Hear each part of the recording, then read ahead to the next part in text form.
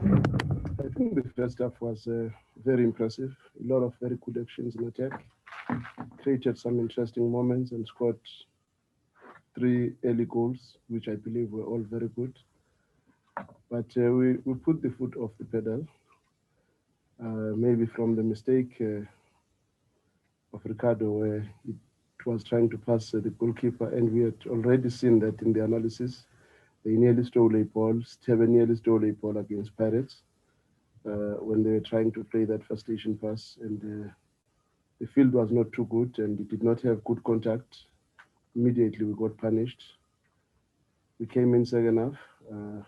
Unfortunately, we considered another penalty, which I believe was another very silly error.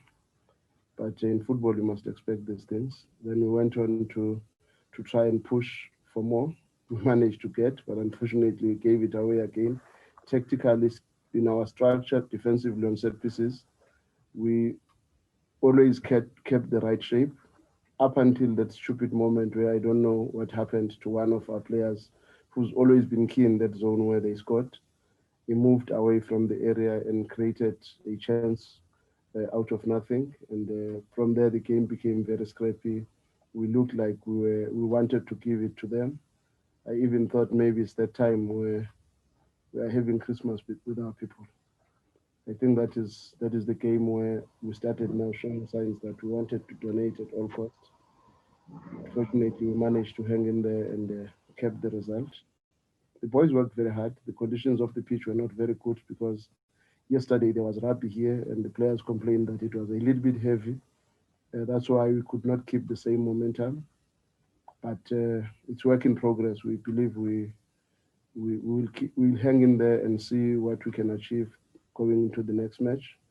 But I'm happy with the amount of work that the boys put, more especially in our pressing moments, our counter pressing. We look very good, and we create scoring opportunities from these moments. And the attitude is very good in that regard. But when you concede three goals, when you had not considered a goal in the last three matches, it's not nice. And all those three goals are typical tactical mistakes or technical mistakes. It's not nice. But yeah, that's football for you. Yeah, man. It's in as much as I put it like they put the foot off the pedal, it's because the opponents came back. We did not step our authority and our personality as a big team and forced to score a lot of goals.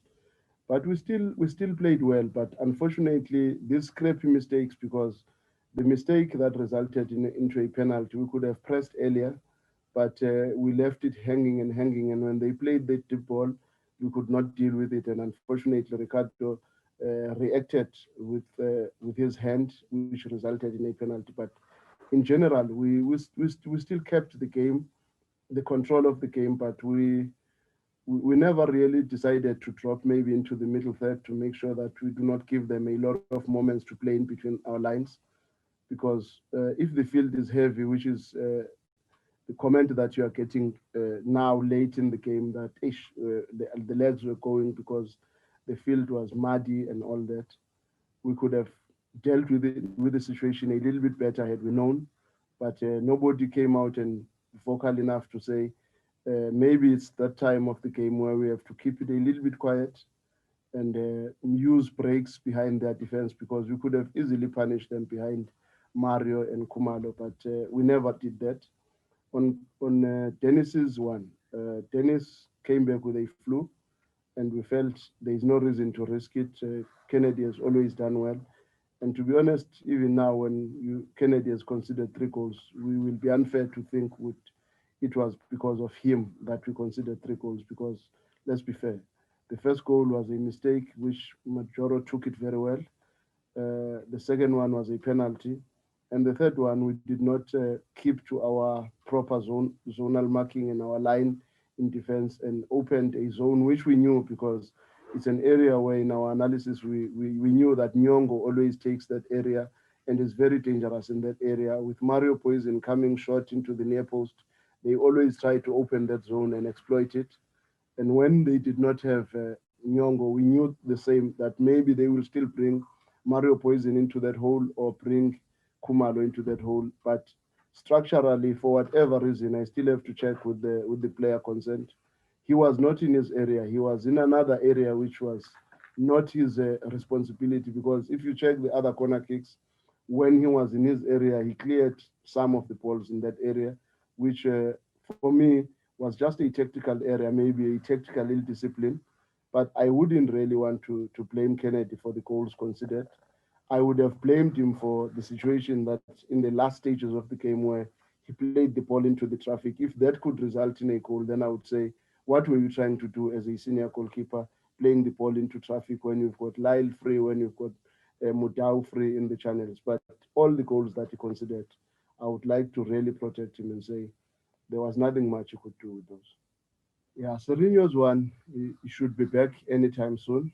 And we are not even rushing it, to be honest, because we're still going to need him a lot as the season progresses.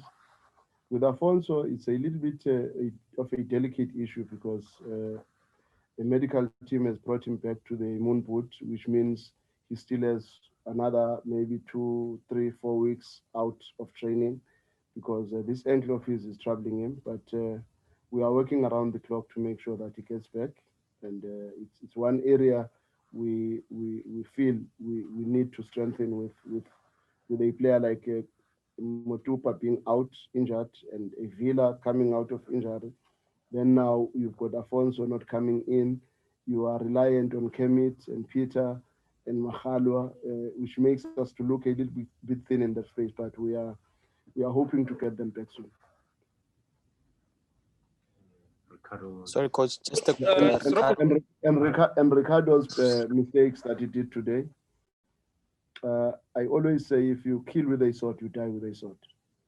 So we are a team that builds the attack from the back, and from time to time, based on the type of a game that we play, we are bound to make these kind of mistakes, either from a goalkeeper or a Madisha center back or whoever. And when this one happens from somebody that predominantly does not make mistakes like those, you forgive and move on, because in football there are games where you will play well and there are games where you will not play well, because the same thing would apply if you were to ask me, Ute, what would you do with Peter missing such a big chance that could have made it five? But when that has happened, at times you must just accept that in football there will be mistakes, and you have to move on and respect and show trust and confidence on your players. And I'm not even angry because I know this thing happened in football. You make such mistakes and you get punished. And by the time I want to go and talk about it as a coach, I am just wasting my time, because as a player, you're already punishing yourself, because it's uncharacteristic of Ricardo, like you said, to make such mistakes in a game. And what we have to do now is to support him and believe that he still has a chance to come back and really help us, which he nearly did, because he nearly scored after all that had happened. He committed himself fully on the set piece. Unfortunate not to get a goal out of it.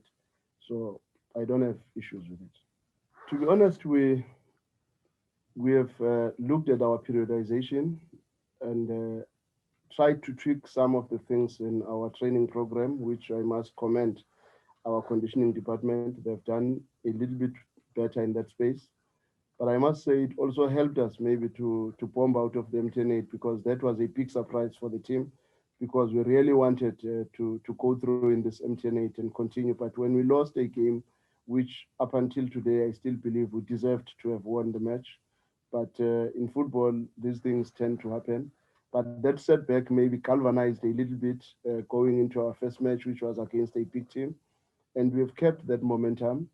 And it's important for Sundowns to keep collecting the points in the early stages of the season, because if you check in January, we've got plus minus 9 games. And in that space, maybe January, February, we are looking at 14, 15 matches in total.